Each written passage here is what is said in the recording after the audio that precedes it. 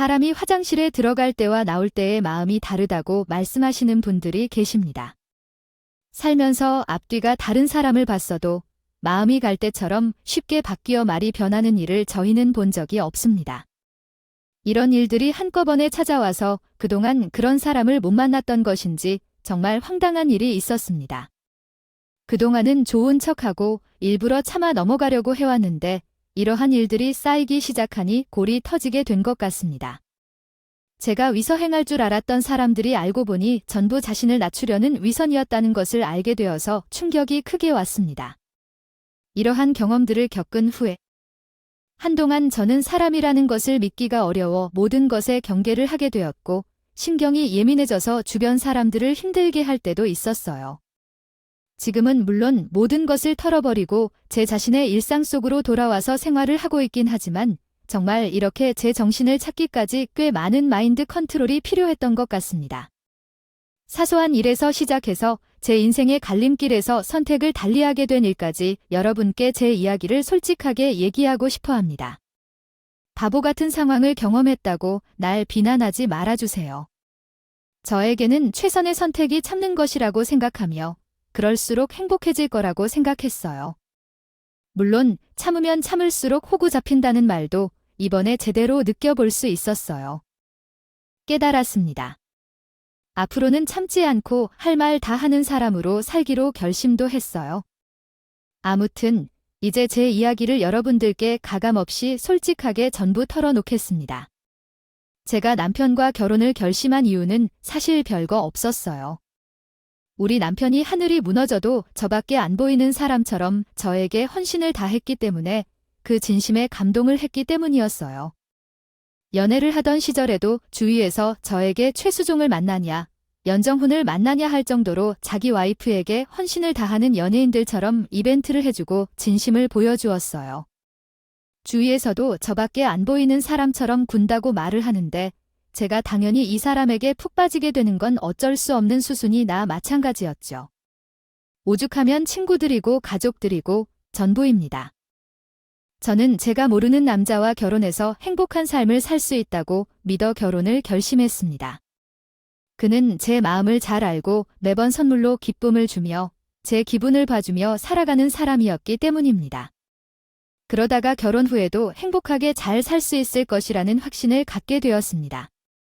우리 남편은 외동아들이지만 요즘은 자녀를 사랑하는 마음은 모두 동일하게 적용된다고 생각합니다. 결혼 후에는 우리 시어머니가 홀로 서느라 크게 희생을 해서 혼자서 양육하는 것도 많이 힘들었습니다. 연애를 하는 동안 들려온 했다는 미리 알았어요. 이야기에 따르면 시아버지가 세상을 떠나셨다고 하셨고 시어머니는 혼자 여자의 모습으로 식당에서 사업을 하면서 남편을 키웠다고 하더라고요. 그래서 약간의 걱정이 있었어요. 시어머니가 혹시 남편에게 집착하거나 결혼을 반대하거나 하는 일이 생길까 봐요. 그런 전형적인 고민들이 들었어요. 세상에 그런 시어머니가 너무 많아요. 내 아들이 나의 남편이라 생각하고 끝없이 내 곁에서만 지배하길 바라는 이상한 집착을 가진 시어머니들이 많아요. 그것들이 제게도 충분히 일어날 수 있다 생각하면서 긴장을 했어요. 그 후 시댁에 인사를 하러 가게 되었는데 정말 놀랐고 말이죠. 식당에서 아들을 키우면서 얼마나 힘들었는지 정말 많이 경험했어요. 밥 한 끼를 먹일 돈이 없어서 우리 아들을 매번 식당으로 불러서 밥을 먹였다. 이때는 주인 내외의 눈치를 보며 밥을 먹였거든요. 고봉밥을 몇 개씩 퍼서 우리 아들 앞에 내놓고 냈는데 그때를 생각하면 아직도 아파서 우리 아들을 굶기면 안 된다는 결심이 들었다. 밥에 대한 집착이 어마어마하게 생긴 것도 죄다 다 내 탓이야. 음흉 없이 살아서 못 먹고 살아서 그러니까 시어머니가 나를 보자마자 절대로 남편의 식사만큼은 걸어서는 안 된다고 말했을 때 의아한 마음이 먼저 들었어요. 왜냐하면 우리 남편의 체형이 못 먹고 자란 사람 같진 않았거든요. 체격도 건장하고 나름 키도 178cm이 되는 큰 키였다. 몸은 절대 시기하지 않았고 외모가 소등처럼 보이는 몸은 결코 아니었다. 아니라고 생각했었는데 오히려 살짝 있는 정도면 괜찮을 것 같더라고요. 그런데 전 생각해보니 어린애를 굶기지 말라고 하는 말이 어쩌다 보니 시어머니의 그런 얘기인가 보다 하고 생각했어요. 인터넷을 보면 가끔씩 시집살이를 하게 하려고 하는 우리 아이에게 밥을 주더라. 우리 아이에게 밥을 먹였나요? 우리 아이에게 뭐 해줬나요? 고기를 제대로 요리를 해준다며 시어머니들의 얘기를 자주 듣잖아요. 그래서 간단하게 제 품성에 고려해서 시어머니가 그냥 하는 말이 아닌가 생각을 하고 있었어요. 그런데 식사 준비를 위해 오신 시어머니의 상을 보고 저는 놀라서 눈이 휘둥그렇게 떠졌어요.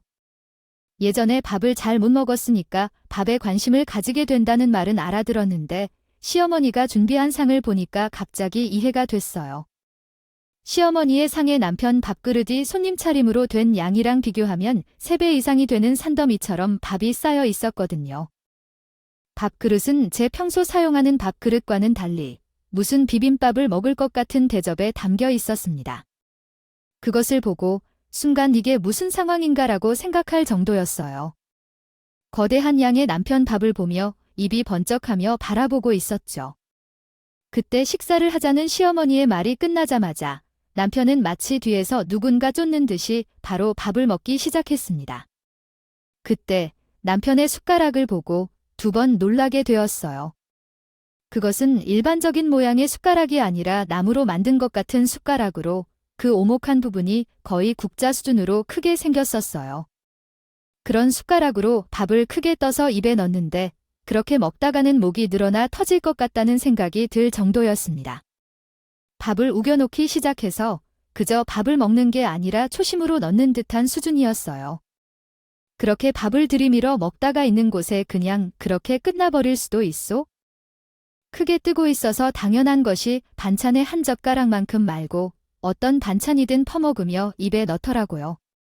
제가 쳐다보고 있는 시선을 못 느끼는 것인지 거의 밥그릇에 코를 아예 넣고 입에 푹 넣더니 정말 방송에서 본 적 있는 푸드파이터 같았다니까요. 거기다가 인사를 드리러 가서 빈손으로는 갈 수 없으므로 고기를 사러 갔었거든요. 그리고 시어머니는 고기가 좋아 보인다며 바로 식사 자리에서 구워주셨고요. 그런데 정말 거기서 황당한 일이 또 있었어요. 고기를 제가 조금만 사러 간 것이 아니라 한꺼번에 2kg를 샀는데 세상에 남편이 그 자리에서 반 이상을 처먹었어요. 시어머니는 옆에서 밥 한 술 드시고는 계속 고기를 구워서 남편 앞에 담아주는 일에 바빴고요. 제가 눈치를 살피며 먹을 수밖에 없었어요. 어머니, 제가 고기를 구워도 될까요? 어머니는 식사도 못 하시는 것 같은데 제가 해도 될 것 같아요. 아이 따위 손님에게 고기를 구워달라고 시켜야겠어요. 또한 제가 고기를 구우면 우리 아들이 눈치를 보여 제대로 먹지 못할 것 같아요. 단순히 식사하라고 하는 것이죠. 고기를 굽다가 남편 앞에 내려놓게 되면 시어머니나 제가 먹게 될 텐데 남편이 정상적으로 먹지 못하게 되면 고의적인 식사 섭취 방해라는 뜻이겠죠. 고기를 사가지고 왔는데 결국은 구경만 하고 몇 조각도 먹지 못했어요.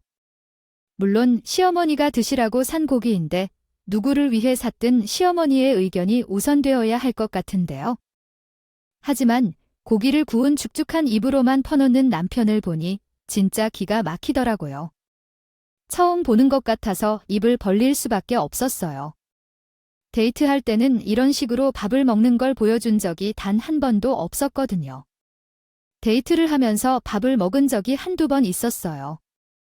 그때마다 정말 멋쩍한 모습으로 딱 한 인분의 밥만 먹었다는 말이에요. 그 밥을 먹고 배가 고프다고 해도 조금 혼란스러웠어요. 시어머니가 그 모습을 좋아하니까 남편이 일부러 더 그렇게 먹고 있는 건지 아니면 현재 이렇게 밥을 먹는 게 진짜 모습인 건지 말이에요. 아이고, 우리 강아지는 잘 먹는데 사람이 이렇게 복스럽게 밥을 먹어야 한다는 게 맞나요? 없었던 복도가 다시 들러붙는 법이지요. 우리 강아지, 더 먹어라. 아직 많이 남았습니다. 저는 정말 너무나도 큰 충격을 받았어요. 저와 함께 밥을 먹을 때는 항상 멀쩡하고 천천히 맛을 음미하면서 먹던 사람이었는데 식탐이 장난 아니었던 그 모습을 보여주니까요. 옆에 있는 사람이 있을 때 밥상에 있는 모든 음식은 다 자기 것인 것처럼 침이라도 바르듯이 처먹는 모습이 어떻게 예쁠 수가 있겠어요. 정말 충격이 컸어요. 그 광경은 직접 보지 않고서는 아무도 이해할 수 없을 정도로 대단했습니다. 아직도 그때의 장면이 생생하게 떠오르네요. 식사가 끝난 후 후식을 먹으려고 하면서 또 과일을 산더미처럼 들고 오곤 했었는데 밥을 먹고도 이렇게 많은 과일이 들어갈 수 있나 싶었던 적도 있었죠. 들어가는 남편의 뱃속에는 무슨 일이 벌어지고 있는지 몰라요. 과일을 한 무더기 집어먹는 그 모습을 본 시어머니는 내게 이해해줘. 왜 굶지 말라고 했는지 말이야. 예비 며느리와 데이트를 하고 돌아와도 배가 고프다며 먹을 음식을 찾는 아들을 곁들여 가슴이 더 아팠어요. 며느리에게 좋은 모습을 보여주고자 노력하는 게 부조리해 보여요. 그래서 만나서 함께 먹을 때에는 1인분만 먹는다니까 기분이 좀 허해져. 귀가를 하고 나면 그렇게 밥을 먹었다는 거예요. 그동안에는 나에게 이런 모습을 보여주기 싫어서 숨기고 있던 거고요. 한마디로 나는 나가 그런 식으로 밥을 먹는 게 얼마나 못난 모습인지 알고 있었다는 뜻이죠. 아이야, 어떻게 이런 것을 깜빡하고 속일 수가 있는지 노력이 대단하다는 생각을 하긴 했어요. 하지만 이제는 결혼을 약속했으니까 나에게 더 이상 숨길 필요가 없다고 느낀 건지 뭐지? 이제서야 이렇게 밥을 먹는 모습을 보여주는 거예요? 먹는 거 보니까 잘 알겠지? 우리 아들이 얼마나 대식가인 말이야. 이제는 밥을 조금 먹는 모습을 보여줄 필요가 없으니까. 아, 내가 일부러 집으로 불렀다. 우리 아들 배불리 밥 먹는 모습을 보여주려고 말이야. 기특하기도 하고 마누라한테 인정받으려고 그런 노력도 하고 말이에요. 어쨌든 우리 아들은 항상 배고픈 해가 없이 살아왔습니다. 못 먹고 자라면 안 되는 한이 있기에 우리 아들이 굶기만 해선 안 된다라는 말씀을 하고 계셨는데 제가 답변을 주저하고 있다가 어떻게 많은 밤 양을 관리하겠는지 걱정하고 계셨습니다. 그래서 머릿속이 혼란하여 한 달에 어느 정도 식비가 나오는지 고민하고 있는데 남편이 눈치를 채고 제게 털어놓으려고 하셨습니다. 그리고 제게 과일을 입에 넣어주면서 말씀하셨는데 내가 항상 이렇게 밥을 먹는 건 아니야. 집에 와서 엄마가 밥 차려줄 때만 이렇게 먹어라며 어릴 적에 제대로 먹지 못하고 자랐기 때문에 더 신경 써준다는 것 같았습니다. 평소 데이트할 때 먹은 것들을 생각해봐. 정말 그 정도만 먹어도 충분한데. 엄마가 오바하는 거니까 대충 넘기자. 알겠지? 평소엔 매번 이렇게 먹는 건 아니라고 하더라고. 열심히 항변을 하더라고. 그냥 1인분을 먹을 수 있긴 한데 집에 오면 이렇게 밥을 차려주니까 어쩔 수가 없다고 하더라고. 아무리 그래도 시어머니가 애써 차려준 밥을 남기기엔 그런 거 아니냐고 말하면서 이야기를 했어. 그 말이 그럴듯하게 들리기도 했지. 나랑 연애하면서 여행도 다녀봤고 매번 밥 한 끼만 먹고 헤어진 적은 없으니까. 그때는 정상적으로 잘 먹었고 일부러 시어머니 앞에서 밥을 남기고 싶지 않아서 그렇게 행동한 거야. 계속해서 이야기를 하는 남편의 말을 믿으려고 했지. 그렇게 하지 않으면 정말 제가 있던 전까지 다 털려서 결혼하고 싶지 않을 것 같기도 했고요. 물론 그 모습을 뺀다면 남편은 늘 한결같이 저에게 잘해주었어요. 갑자기 잘 만나고 결혼까지 하겠다고 했는데 밥 먹는 모습이 너무 처지는 것 같아서 헤어졌어요. 하고 주위에 말을 할 수가 없겠죠. 그렇게 말해봐야 제 얼굴에 침을 뱉는 거라는 생각도 들었고 아무튼 제가 가두는 딱 감고 남편의 말을 믿어주기로 하고 결혼을 결심하게 되었어요. 거기다가 그날 이후에는 또 그런 모습을 전혀 보여주지 않았어요. 그래서 남편의 말이 진짜구나 하고 믿게 된 것도 있고요. 그러던 어느 날 시어머니에게서 전화가 오더니 저에게 또다시 밥을 먹는 걸 가지고 잔소리 아니라 잔소리. 그러니까 신신당부를 하게 되면 다른 것들은 몰라도 결혼 후에는 꼭 밥을 잘 챙겨줘야 한다는 말이에요. 우리 아들이란 말이야. 내가 이런 이야기를 다시 하면 아이고 눈물이 나올 것 같아. 식당에서 일할 때 주인 내외가 주인 애들의 식사를 먹였다는 얘기를 함부로 하지 않겠니? 한 번은 주인 아이들이 달려와서 혼쭐이 나기도 했어. 서럽게 울면서 밥을 조금 더 먹으면 안 된다고 하는데 내 마음이 찢어질 것 같았어. 어떻게든 성공해서 우리 아들에게는 꼭 밥을 준다고 다짐했어. 그러니까 결혼한 뒤에 밥 못 얻어 먹고 다니면 내가 얼마나 속상해할까요? 밥이 중요하다고 알아? 맞아요, 어머님. 근데 그렇게 먹으면 한 달에 얼마나 식비가 나올까요? 우리 부부가 맞벌이를 해도 결국에는 제가 퇴근 후에 그 많은 밥과 반찬을 할 수 있을지도 걱정되고요. 한 달 식비가 얼마나 나올지 모르니 두려운 마음도 들고요. 연애하는 동안 한 번도 보지 못한 모습이라서 조금 걱정도 되거든요. 그래봐야 집에서 하루 한 끼 먹는 건데 나오면 얼마나 나올까요? 가족 한 달 식비는 정확히 얼마나 나올지 모르겠고, 김치는 매년 담길 때 좋겠고 겉절이도 가끔 묻어서 주고 싶네요. 주말에는 집에서 놀지만 그 정도 시간은 당연히 있겠죠. 고기 반찬을 빠뜨리면 안 되는데 우리 아들이 고기를 정말 좋아해서 생략할 수 없습니다. 그리고 꼭 집게로 올려주어야 해요. 아니, 아직 식탁에 손 놓은 적도 없는데 준비 끝나기 전부터 밥부터 이야기를 하니까 솔직히요. 제 마음이 많이 질리는 것 같더라고요. 누구든지 곱게 받아들일 수 있는데 아직 식장을 예약한 것도 아니고 결혼 날짜를 구체적으로 정하지도 않았는데 이러한 결혼 생각을 하면서 내가 계속 이야기하듯이 자주 연락하라거나 찾아오라고 요청하는 건 없어도 돼요. 너희 두 사람이 함께 행복하게 살면 돼요. 밥은 젓가 꼭 챙겨드리고 싶었지만 결혼하면 내가 챙겨야 하니까 그래서 말을 꺼내는 거예요. 너희 둘이 알아서 해야 할 일이지만 우리 아들이 편히 지낼 수 있다면 더 좋겠네요. 알겠어요. 어머니, 다른 건 몰라도 바빠 보인다면 좀 신경 써보도록 할게요. 제가 결혼하고 나면 자주 찾아올 필요가 없다고 하셨어요. 밥만 잘 챙겨주면 바라는 거 아무것도 없다고 이야기하고 전 오히려 괜찮겠다 싶었어요. 자주 마주치지 않으면 그만큼 시집살이를 당할 일도 없을 거고 고부간의 갈등이 뭐니 그런 것도 없을 거라 생각해요. 게다가 남편은 여전히 저를 제일 우선적으로 생각해주는 사람이었고 그 마음을 저에게 전부 다 보여주고 행동하고 있기도 했어요. 저를 너무나도 사랑하는 사람이니까 살다가 안 맞는 부분이 있으면 당연히 고치고 맞출 수 있을 거라 생각했고 저도 어느 정도는 참을 수 있을 거라고 생각했어요. 물론 그 마음들이 전부 남편을 사랑하고 있으니 나왔을 수 있었죠. 결국 저라고 사랑하지 않는 사람이랑 결혼을 하려고 하진 않을 거 아니에요. 바보 같은 일 때문에 답답하다고 생각하실지 모르겠지만 정말 사랑해서요. 결혼하겠다는 결심을 굳히고 이 사람과 함께 살면 잘 맞을 거라고 생각했어요. 그 이후에는 남들처럼 상견례도 하고 식장도 잡고 웨딩 촬영도 하고 결혼식까지 무사히 올린 후에 신혼생활이 시작했어요.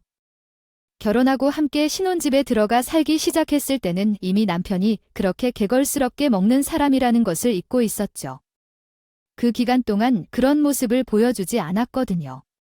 처음에는 제가 아주 조금 더 많이 먹으면서 건강한 모습을 유지하던 남편이 점점 출출해 보인다며 이것저것 먹을 게 없냐고 집을 뒤져 시작했어요. 제가 살아둔 과자를 먹어도 되냐고 물어봤는데 그러라고 했고 그 모습을 보면서 남편이 군것질을 좋아하는구나 정도로 생각했어요. 마트에 가면 일부러 간식거리를 가져오려고 했고요. 구매해 두었지만 아무리 많이 먹어도 거짓말은 전혀 하지 못하고 이틀 만에 모두 사라져 없어지는데요. 빵부터 시작해서 과자, 젤리, 그리고 아이스크림과 같은 간식을 매우 많이 채워놓아도 구매해 놓은 것들이 한두 개 조금씩 사라지지 않고 완전히 사라져 버리는 것이 아닐까 생각해져요. 그런데 제게도 과자를 좋아한다는 말이 사실이라서 구매해 놓은 과자들까지도 전부 남편이 입속으로 소비해 없애버리니 이상한 일이라 생각됩니다. 실은 먹는 것에 대해 치사하게 굴기를 원하지 않았는데 마치 신발이어도 같은 생각이 있었는데 거리낌도 없었고 어떻게 그렇게 많은 것을 먹으면서 제 생각이 한 번도 어지러지 않는지 화가 나더라고요. 식욕이 있는 남자와 결혼하는 것은 아니라고 생각했는데 하루는 아침으로 먹으려고 구매한 빵까지 다 소비했을 때 참지 못하고 토로했습니다. 당신 자신조차 이 빵도. 당신이 저러고 있어서 충격입니다. 한 번도 당신을 구애하게 한 적이 없다고 생각해보면 사서 먹은 것이 나를 위해 사야만 하는 것입니다. 신랄할 필요도 없습니다. 여지껏 당신이 간식거리를 맛있게 먹으면서도 내 생각을 한 번이라도 했을까요? 결국에 당신이 나에게 어떤 일도 하지 않으려면 한 번쯤 나에게 여유를 줘야 하지 않을까요? 결혼 전에도 그래왔을 거니까 이제 와서 누가 누구한테 구애하고 어디서 뭘 사야만 하는지 딱딱하게 말하지 않아도 돼요. 스탠딩 마트에 가서 가격을 보고 사는 것은 제 일이니까. 이런 이야기를 하니 나도 딱딱해졌어요. 3개 사왔으면 아무래도 1개라도 사왔으면 좋겠네요. 이만 하고 싶어졌습니다. 왜 때때로 그렇게까지 이해가 안 될까요? 우리 마누라가 먹을 정도로만 냅두는 것이 좋겠죠? 내 음식을 너무 아깝게 생각하지 말아야 해요. 당신도 내가 얼마나 맛있게 먹는지 알면서도 3개만 산다는 게 문제라고 생각하지 않니?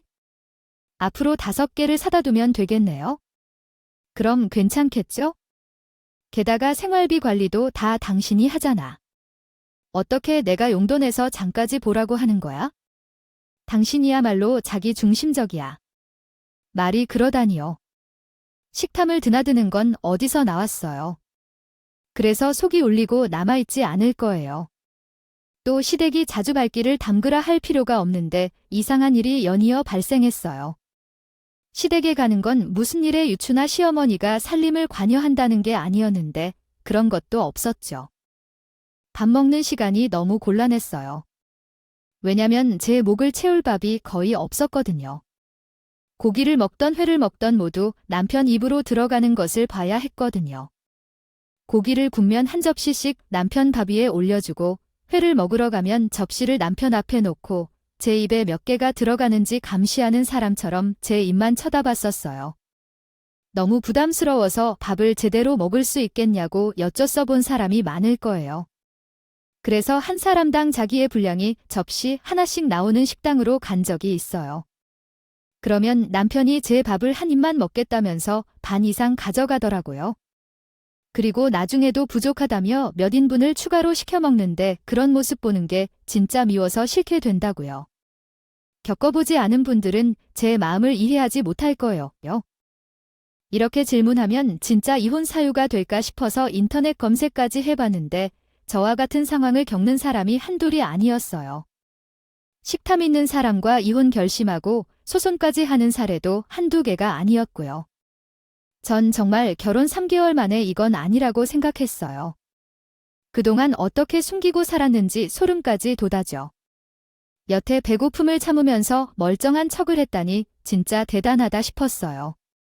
남편의 식탐 때문에 어디 가서 말도 못하는 상황이었고 친정에도 말을 못했으니 속이 시커멓게 탔을 것 같아요. 이런 이유로 이혼을 해야 한다는 생각에 머리털이 빠지도록 고민을 하고 참자고 했다가 또 그렇게 처먹는 것을 보면 속이 뒤집어져서 이혼하자고 생각했다가요. 아주 혼자 쇼핑을 했습니다. 그런 상황 속에서 혼자 고백을 해야 했습니다. 그런데 기이하게도 이것이 끝이 아니었습니다. 결국 제 삶의 갈림길에서 선택을 해야 하는 상황에 처했습니다. 원래 건강했던 시어머니가 어느 날 갑자기 중풍으로 쓰러지셨고 마비 증상이 나타나셔서 일상생활에 어려움을 겪게 되었습니다. 다행히도 즉시 응급조치를 취했고 황금 시간을 놓치지 않아 다행했지만 중풍이란 질병은 정말 무섭습니다. 최선을 다해도 다리가 저리고 손을 제대로 움직일 수 없게 되었습니다. 이 문제는 결국 우리 부부가 결혼 후 별거를 해 혼자 사시던 시어머니가 가장 어려운 점입니다. 생활에 힘든 문제에 직면했습니다. 들기도 하고 똑같은 일이 발생하지 않을 거란 보장이 없잖아요. 한 번 더 쓰러지게 되면 이번에는 정말 큰일이 수도있다는 생각에 시어머니가 무척이나 두려운 마음을 갖고 있는 것 같았어요. 우리 부부는 맞벌이를 하고 있었으니까 시어머니가 실시간으로 책임지고 돌볼 수 있는 형편이 아니었고요. 그래서 결국에는 재활치료가 가능한 요양원으로 모시기로 했어요. 시어머니의 나이가 많은 것은 아니었지만 사실 적은 나이도 아니었기 때문에 요양원에 모시는 게 그나마 제일 현명한 신인 것 같았거든요. 시어머니도 혼자 지내는 데 대한 두려움이 있어서 그랬는지 요양원으로 가겠다고 하시고는 입소를 하셨는데 요양원 생활이 녹록지가 않았나 보더라고요. 그곳에는 몸이 불편한 사람들도 있지만 치매 환자도 있고 거기서 일하는 사람들도 전부 사건 사고에 대해 신경을 쓰다 보니 성격도 예민했다. 시어머니가 거동이 불편해서 실수라도 하면 짜증을 내고 혼내기도 하고 무섭게 했나 보더라고요. 시어머니를 요양원에 넣어놓고 손 놓고 있을 수만은 없으니 주말에 면회를 가게 되었는데요. 시어머니가 엉엉 우시더라고요. 아, 여기는 너무 불편해서 도저히 못 있겠다. 매사에 눈치 보고 가슴 졸리면서 지내는 게 어떡해요? 양인이 여기는 가옥 같다는 말이야. 내 마음대로 산책도 못하게 하고 말이야. 내가 거동이 불편하니 도와줄 사람이 필요한데. 아, 누구한테 도움을 요청해야 할지 눈치가 보이고. 나 너무 무서워. 여기서 못 지내겠죠? 집에 가고 싶다. 결국에는 시어머니가 눈물을 보이고 마음이 약해진 남편이 시어머니를 퇴계시켜서 집으로 보냈는데 그 이후로 혼자 생활하는 것이 너무 불편하다고 불평했다고 해요. 발도 쓰기 어렵고 다리도 저고 그래서 어떤 일을 하려 해도 익숙한 집인데도 시간이 3배 이상 걸린다며 혼자 자는 것이 너무 무서워서 나를 돌봐줄 사람이 없어 어쩌면 좋을지 모르겠다고 했어요. 무슨 일이 생기면 어떻게 해야 할지 걱정되고 자다가 괴로울까봐 우리 집으로 와서 함께 지내자고 제게 부탁하면서 말했는데 그 말을 듣고 황당해했습니다. 아들에게 해야 할 일정을 놓고 왜 자신에게 이런 말을 하는지 이해가 되지 않았고 집을 나눈 후 왜 시어머니 집에 가야 하는지도 이해가 안 됐고요. 끔찍한 마음으로 생각하는 아들이 옆에 있는데 왜 귀찮은 병수발 같은 며느리에게 그렇게 대하나 싶었습니다. 제가 시도는 모두 명백히 드러나잖아요. 어머님께서 가시는 것보다는 역시 어머님의 아들이 가는 게 편안할 테니까요. 남편은 힘이 세어서 도움이 될 것 같네요. 어떤 일이 생기면 어머님을 업고 뛸 힘이 없지만 남편은 있어요. 또한 남편은 시댁에서 쭉 살았으니 집도 편하게 느낄 거예요. 우리 아들을 보내라는 건 무슨 소리예요? 우리 아들은 밤에 잠을 못 자면 다음 날 출근을 못 할지도 몰라요. 그런데 잠을 푹 자야지. 내가 일하세요? 우리 아들은 밤에 귀가하기 어둡다 보니 저는 밤중에 일이 생기는지도 알지 못해요. 잘 자, 아이야. 한 번 깨면 잘 일어나기 어렵다면서 잘 자요. 그러니까 저도 잠을 푹 자야 해요. 남편보다 깊게 자는 터라 어려울 거예요. 아무튼 어머님을 위해서든 우리 아들을 위해서든 일해야 해요. 불편하시면 다른 요양원을 찾아보시는 게 좋을 것 같아요. 소규모 운영되는 곳도 한번 알아보시는 게 좋을 거예요. 그런 지옥 같은 곳으로 다시 돌아가기 싫어요. 하루 종일 병수발을 들으라고 한 적도 없는데 밤에만 잘 때만 조금만 와줬으면 좋겠다는데 그게 그렇게 어렵지 않죠. 다음 날 출근도 해야 하는데 집을 옮겨들면서 살 수도 없고요. 그냥 남편 분리해서 보낼게요. 남편이 사용하던 방을 그대로 두고 아들은 잠들면 누가 옮겨가도 모르는 아이라 안 되니까요. 남자가 어떻게 이런 일을 하는지 궁금하겠어요. 여자가 하니까 더 세심하게 잘할 텐데요. 너한테 오라고 하는 게 아니야? 저는 자면 한 번 깨져도 잘 모르겠어요. 또, 난 허당이라고 생각해요. 꼼꼼하지 않았고 어머니께 병수발에 걸린 자신도 없습니다. 저는 죽어도 못합니다. 그런 말을 한 후에도 시어머니의 말을 전혀 듣지 못한 척했습니다. 결국 시어머니는 혼자 집에서 생활하기 시작했는데 다리가 제대로 움직이지 않아 넘어져 다치는 사고가 일어났습니다. 넘어지면서 지지대를 잡지 못하고 넘어져서 무릎을 다치게 되었습니다. 시어머니는 무릎이 부어서 병원에 가지도 못하고 울면서 전화를 했습니다. 그때만 해도 시어멜니가 매일같이 우리 집에 오라며 요구할 때 시어멜 씨에게 전화를 받지 않고 있었습니다. 결국 시어멜니는 남편에게 전화를 걸어서 남편이 놀라 회사를 조퇴하고 시어멜니를 찾아가 병원을 모시고 후에 요양원으로 다시 입소시켰습니다. 엄마가 요양원에 가기를 꺼리시면서 우는데 그곳에 보내야만 하는 내 마음이 참고 말이 되지 않습니다. 당신이 조금만 더 신경 쓰면 되는 문제인데 왜 나에게 시키고 싶어서 그러는 걸까요? 당신이 직접 하면 되는 일인데요. 나도 일하는 사람이며 바쁘고 내 몸을 돌보기도 힘들어 죽겠는데 어떻게 어머님을 돌볼 수 있을까요? 그렇게 말씀하면 제가 출근하는 동안에도 어머님께 어떤 일이 생기면 어떻게 해야 하나요? 그럴 때에도 제가 지금처럼 왔다 갔다 하면 된다고요? 엄마가 요양원을 싫어한다고 하십니다. 무섭대 놀러 하시지 않는데 내 마음이 찢어질 것 같다. 아이 그렇게 찢어질 것 같으면 당신이 시댁에 살면 될 거라고 생각했어요.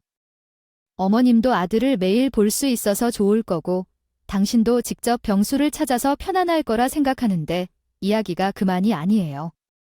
아무리 그렇다 해도 며느리가 주세요. 세심하게 돌보는 것이랑 다르죠. 내가 가서 할 일이 뭐가 있겠어요. 그리고 밤에 잠든 후에는 일어나기 어려워요. 알잖아요. 저는 밤에 잘 일어나요. 그리고 당신보다 더 일찍이요. 어머님은 좋은 일이 있을 때는 아들부터 찾으시고 굳은 일에는 제가만 찾으시곤 했죠. 당신이 무엇이 예쁘다고 하더라도 어머님 병수발을 들어야 할 것 같나요? 내 시간을 투자하면서 그래서 남편이 입을 씹어넣고 말하게 되었어요. 아, 정말 그렇게 심한 말을 해야만 하나요? 주제 파악이 어려운지 뭔지 알 수 없겠지만 다른 어려움이 있었어요. 요양원에 들어간 시어머니가 저에게 매일같이 전화를 건다는 거였죠. 처음에는 요양원 번호로 걸려와서 모르는 번호라서 받았었거든요. 시어머니가 징징거리면서 자빠지고 싶다고 할 때 그 이후로는 제가 전화를 받지 않게 되었어요. 회사에서 일하는 것도 어렵고 벅차서 힘들지만 연락을 받길 원합니다. 시어머니께서 알 수 없는 번호로 여러 차례 전화한 것 같은데 그 번호들을 일일이 차단했습니다. 그러면서도 그런 일이 발생하면 왜 제게 하지 않고 아들에게 하는지 이해가 안 되네요.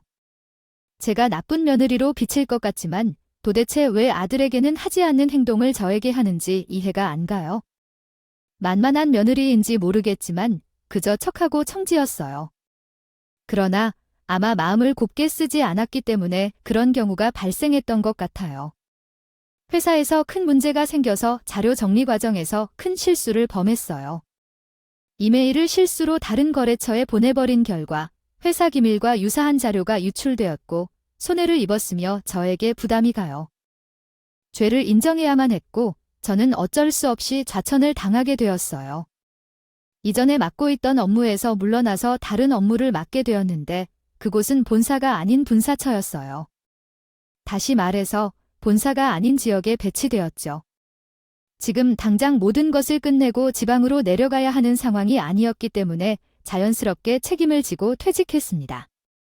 제 실수가 분명했기 때문에 항변할 여지도 없었고 이를 거부할 수도 없는 상황이었어요. 마음을 비우고 받아들인 뒤 퇴직을 결정했는데 이 과정으로 정말 심적으로 많이 힘들었어요. 남편과 함께 식사를 하면서 그 이야기를 나누었는데 남편이 회사에서 잘린 것을 위로해주기보다는 오히려 잘된 것이라며 박수를 칠 만큼 즐거워하는 것은 아닐 테겠죠. 정말 충격적이었어요. 잘 됐군요. 그럼 당장 내일부터 출근 안 하는 거예요. 우리 엄마 요양원비를 내는 게 너무 아까웠는데 사실 시어머니가 어디에 장애 진단을 받은 것도 아니고 거동이 불편한 수준이라서 정부 지원이 따로 나오는 게 없었거든요. 그래서 요양원 비용이 만만치 않게 들었어요. 남편이랑 저랑 맞벌이로 살고 있었고 아이가 없었기 때문에 그나마 감당을 할 수 있었는데 제가 일을 그만두게 되었잖아요. 이제 당신이 벌어오는 돈도 없으니까 우리 아이 우리가 그만큼 돈을 아껴 써야 하지 않겠어요? 우리 엄마도 요양은 너무 힘들다고 매일같이 전화 오는 게 마음 아팠고 우리 집에서 가까이에서 생활하고 싶다고 말을 했었는데 마침 너무 잘 됐네요. 아, 돈도요. 못 벌어오는데 집에서 놀면 뭐 해. 우리 엄마가 병수발을 들면 정말 좋을 것 같아. 어차피 우리 엄마는 잘못 움직이잖아. 옆에서 할 일도 별로 없다고 해. 아, 밥상에 숟가락 하나 더 두면 되고 빨래를 좀 더 하면 되는데 뭐 다른 것이 있을까. 그래도 그녀는 밥을 입에 넣듯이 처먹는데 정말 기가 막힐 정도로 무슨 말을 하고 있는 거야. 나는 당연히 취업할 거야. 아직 나이에 난 40도 안 됐는데 창창한 나이에 놀기보다 돈을 벌어야지. 그러니까 절대로 어머님의 병수발을 들어줘. 뭐라고. 아, 정말 너무 이기적이야. 아니야. 우리 엄마가 요양원에서 너무 외롭고 무서워하고 힘들다고 하는데 병수발을 왜 못 들어주냐고. 장모님이면 그러지 않았을 거야. 어떻게 사람들이 서로 다를 수 있지? 장모님이 아프면 즉시 짐을 싸들고 처가에 가야겠지요. 제가 아니라면 우리 엄마는 발병을 막아야 할 것이고 그것은 사람이 미워하는 상황이겠죠. 또한 우리 엄마와 당신의 엄마는 같이 갈까요? 만약 당신 엄마가 아프다면 발병을 막을 수 없을 것입니다. 장신이가 잘할 것이며 내가 신경 쓸 일이 없어. 엄마를 챙겨줄 때 우리 엄마와 똑같은 정성을 다해주면 된다니까 사람을 차별하고 싶지 않아요. 어이쿠, 진짜 난처해. 우리 엄마는 발병을 막을 수 없을 거라고 말했냐? 우리 엄마도 아프다면 그냥 치료원에 보낼 것이라고. 그래서 우리들은 싸움을 벌이고 며칠이 지나 다름없을 때 치료원 대표번호로 전화가 걸렸다는군요. 시어머니가 대표번호로 전화를 걸어오는 일은 없었던데 무슨 일이 일어난 걸까요? 아, 어머니께서 엄마 며느리분 맞으시지요? 사실